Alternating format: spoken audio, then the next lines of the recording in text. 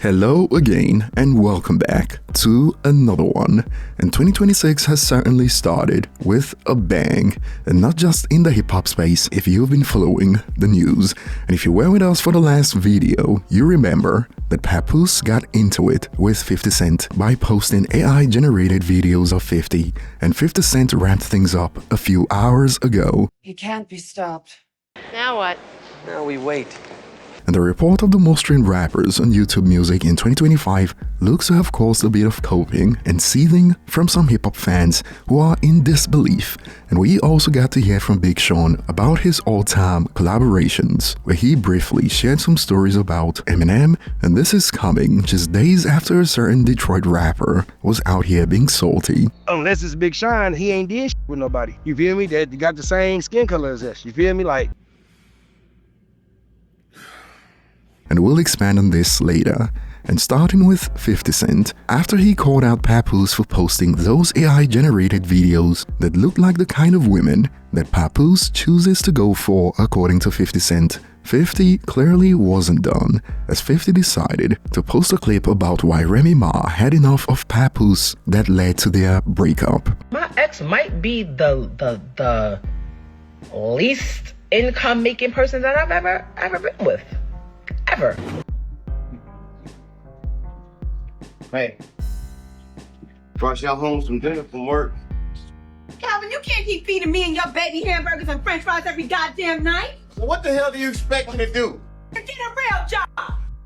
Well, y'all was giving me an opportunity to serve my community and feel responsible for the welfare of my own environment. Don't give me that trifling ass bullshit. I'm under a lot of pressure. Hey, hey, whose gloves are these? Huh? Who you Don't nobody fall in love faster than somebody with nowhere to stay. The fuck? Holy mackerel. That was brutal. And 50 Cent added the caption, eyes emoji. Wait, I thought he spit the best bars, shrugs emoji. That's why Clarissa gotta buy her own LV bag for Christmas, LOL. And boy, 50 didn't just cook Papoose with this one, he also cooked the hip-hop fans who sing praises about Pap's pen but refuse to buy his music when he releases a new project. Hence why, according to 50, Pap has to resort to relying on the paychecks of his women, first with Remy Ma and now boxing champion Clarissa Shields. And I'm just the messenger interpreting what 50 Cent posted. Hey, don't go shooting the messenger now. And boy, users have been going off. Don't nobody fall in love faster than someone with nowhere to stay, laughing my freaking bum off. Oh man, that was cold. Passing the bar. The ladies came out to cook Papoose under this with hot fish grease. Check this out, for instance, on Clarissa Shields having to buy herself some LV bags, buying her own gifts and then opening them like he got them, and him letting her is nasty work. I am not a criminal. I'm broke. I'm not a criminal. And thousands of users are asking the same question right now. Now, why did Papoose decide to mess with 50 facepalm emoji? Like, this wasn't his fight. He wasn't even part of the Let's Rap About It podcast crew who were squatting and struggling to pay rent. Or perhaps he could relate to their struggles. Or he had ties to Diddy. No one knows for sure. It is a lot of questions and no answers right now, as rappers keep popping up left and right, all eager to ruin their careers, all because 50 Cent executive produced the Diddy documentary. And one has to wonder why they are so passionate about running defense for Diddy, and 50 Cent isn't slowing down when it comes to obliterating Diddy, as he had some more. One reads, Diddy must have did some sick stuff to these men. They were crying real tears, child, facepalm and eyes emoji. I still would have been secret about it. I wouldn't just like snitch. Yeah. Cause I'm not no snitch. Like, I was gonna just deal with it. And I don't know why somebody that evil would. You broke my glasses. I don't get it. I don't know why somebody would do that to a talented, passionate people. Yeah. Like, you know, we talented, passionate people. I don't understand.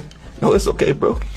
I don't understand why someone would sit down and think about hurting someone. I don't know. And or laugh about it after they do it, you know. Like, I don't get it. That's why I said none of them are innocent.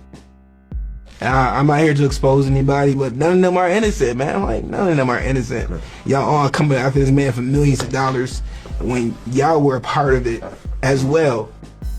Y'all were down too. Like, that's not fair. That's because the pill turned out to be not ecstasy. It turned out to be a horse tranquilizer pill.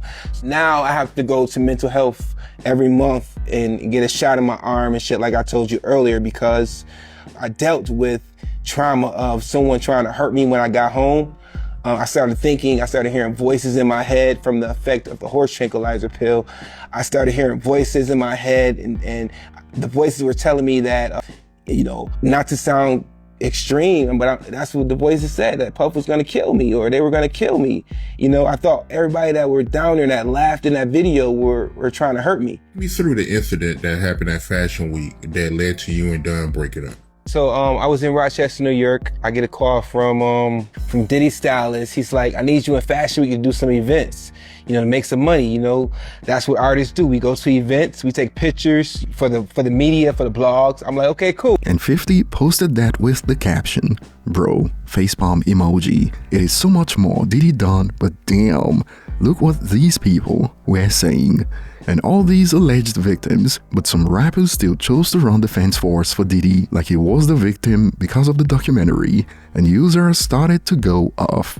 This part touched me the most when I seen them crying and the legs shaking. That's a trauma response. We will never know what happened behind closed doors.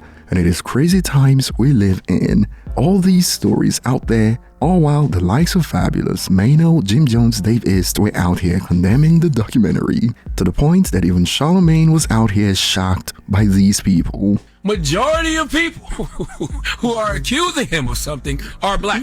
So I don't understand why, there's more conversations about that, but everybody's so, 50 Cent shouldn't be doing this to another black man. What about all the black people Diddy did and allegedly did stuff to? And some users have added in response to 50's post, "This is so sad. It is reasons like this Diddy deserves life. When you harm people in such a way, they are forever damaged. You must pay for that." But rappers would rather go on podcasts and talk about how it is wrong for 50 to produce a documentary on Diddy. And 50 continues to flaunt his numbers, like he did after the report revealed that he was the biggest rapper on YouTube Music from New York in 2025. We got another one after 50 Cent's In the Club hit 2 billion streams on Spotify, and he took to IG and added, "This just in, laughing emoji, LOL. I know this be making ninjas mad. It is what it is. If you was nice, people would buy your music. Your ish is trash, fool." And I take it that this is aimed at the likes of Fabulous and Papoose, and many rap fans seem to forget that these rappers have bills to pay. They praise their pen, but never support the music they release, hence why these fans are partly to blame for making it possible for Remy Ma to say this about Papoose. Don't nobody fall in love faster than somebody with nowhere to stay. Poverty. That's my crime. And thousands of users approved this. I don't remember the last time I said, "Play that Papoose," laughing emoji, and even Ja Rule is getting cooked, and Ja said his music aged better.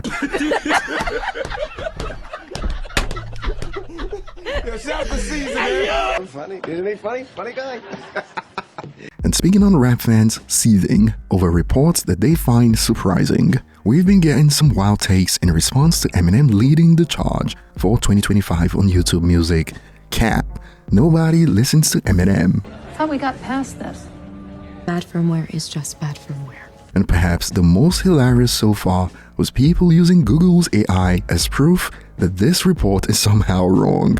This your ish is cap. Google a MFer, and Google's AI says Drake is #1 with 14 billion streams on YouTube Music. A great example of how not to use AI when you can literally go on YouTube Music to see for yourself. And to make matters even more spicy right now, the AI has made some corrections and includes my post as the primary source. Ha!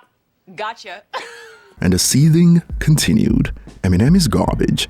He's just good at bending words, and one has to wonder, what has this got to do with the report for the most streamed rappers of 2025 on YouTube Music? And it gets better. Eminem is the male Taylor Swift equivalent of white mediocrity. It's a new one.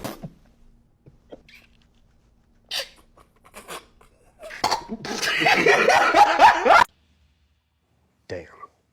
And 50 continues to get props for his 2025 performance. 50 being in the top 10 is the most impressive considering he's not put out a studio album in almost 12 years. And we got to hear from Big Sean about his favorite features of all time from a Billboard interview. And from Big Sean it goes, I take pride in being able to collab with Gucci Mane, Eminem, Young Thug, Justin Bieber, Calvin Harris, and still feel completely natural, Sean tells Billboard. None of it ever feels forced, or else I wouldn't do it. It has always been about respecting the music and trusting the process. And he continued, early in my career, it was always a dream to work with Nas, Eminem, Jay-Z, Ye, and Wayne, Sean says. I've been fortunate enough to check most of these off, some more than once. One of the biggest compliments is when I motivate someone I look up to rewrite their verse. That's happened a lot and I never expected it. I just loved knowing I pushed the music forward. And he shared some details on what it was like working with Eminem. I appreciated going into the studio with M and talking with him. That was probably the biggest moment of my personal childhood dreams. It was me and Eminem in the studio. This was back when Eminem took a break too, so you didn't really hear that much from him. I don't know if he took a break or was getting his ish together, because I think he was still in the studio every day. But what I remember most was watching South Park and eating pizza. In the studio, we would debate what was better between Family Guy and South Park. We would talk about life, and I told the story before how Slim Shady LP was the first album I bought at Costco with my birthday money as a kid. I still have it. It's at my mom's house. I went to my mom's house and we have a family house in Detroit. I had all my CDs there and I didn't want to be a lame and bring the Slim Shady LP to the studio. At the end of the session, bro took my CDs out. He took out Finally Famous, Hall of Fame, and asked me to sign them. That was the last time in my life where I said I would never try to be cool. Lesson learned. And that will be all for today, and I'll be looking forward to your thoughts in the comment section. Thanks for watching, and I will see you on the next one.